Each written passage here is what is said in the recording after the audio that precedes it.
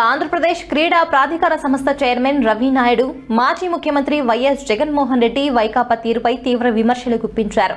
ప్రభుత్వ వైద్య కళాశాలల్లో పీపీపీ విధానానికి వ్యతిరేకంగా వైకాపా చేపట్టిన సంతకాల సేకరణ కేవలం ఒక డ్రామా అని ఆయన కొట్టిపారేశారు. పీపీపీ మోడల్ అంటే ఏమిటో జగన్ కు అవగాహన లేదని, గతంలో వైఎస్ రాజశేఖర రెడ్డి గారే 108, 104 సేవలను ఇదే మోడల్లో తెచ్చారని గుర్తు చేశారు. తిరుపతి ఎంపీ గురుమూర్తి కూడా పార్లమెంటులో దీనికి అనుకూలంగా ఓటు వేశారని పేర్కొన్నారు. గత ప్రభుత్వ హయాంలో 107, 108 జీవోల ద్వారా మెడికల్ సీట్లను అమ్ముకునేలా నిర్ణయాలు తీసుకున్నారని ఆరోపించారు. కూటమి ప్రభుత్వం తీసుకువచ్చిన సంస్కరణల వల్ల ప్రభుత్వ కళాశాలల్లో 100% సీట్లు ఉచితంగా అందుబాటులోకి వస్తాయని, అదనంగా పేదల కోసం 250 సీట్లు పెంచేలా కృషి చేస్తున్నామని తెలిపారు. మద్యం, మాంసం పంచి దొంగ సంతకాలు సేకరించడం వైకాపాకు అలవాటేనని మండిపడ్డారు.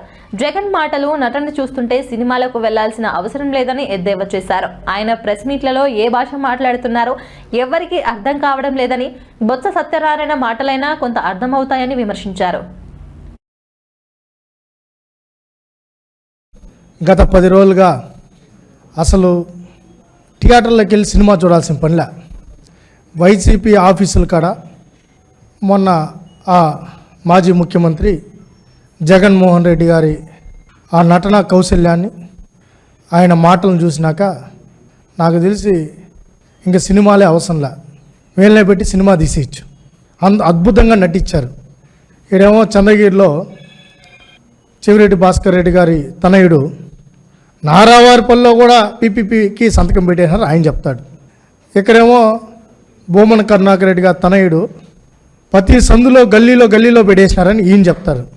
అక్కడేమో జగన్మోహన్ రెడ్డి గారు 1 కోటి సంతకాల పైన సంతకాలు అయ్యాయి పీపీపీకి వ్యతిరేకంగా అని చెప్పి 4 ప్లాస్టిక్ కవర్లలో మూటలు కట్టి, అవి ఏంటో కూడా ఎవరికి తెలియదు. పైనుంచి డ్రోన్స్ వాళ్ళ విజువల్ చూస్తే ఏదో 4 మూటలే ఉన్నాయి. అవి కూడా బహుశా అన్నీ బాగా చేస్తాడు కానీ రికార్డింగ్ చేస్తాడు మామూలుగా. ఆ రికార్డింగ్లో కూడా ఏదో ఒకటి బయటపడిపోతూ ఉంటాయి.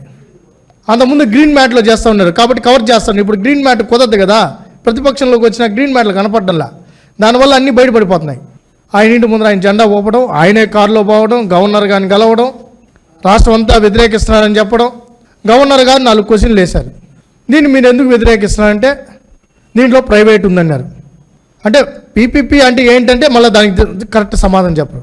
మరి మీ తండ్రి గారు 104, 108 సర్వీసెస్ మీ తండ్రి గారి హయాంలో ఆ రోజు జీవీకే లాంటి ప్రైవేట్ సంస్థకి ఇచ్చారు కదా, మరి అది కూడా ప్రైవేటే కదా అంటే దానికి మళ్ళీ సమాధానం లే.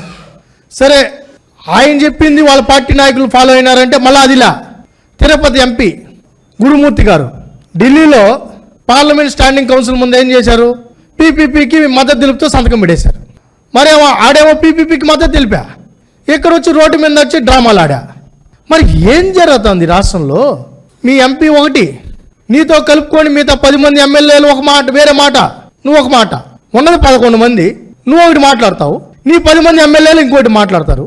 మళ్ళీ లాస్ట్ చూస్తే మాజీ శాసనసభ్యులు, జిల్లా పార్టీ అధ్యక్షులు చూస్తే ఉద్యమం అంటున్నారు.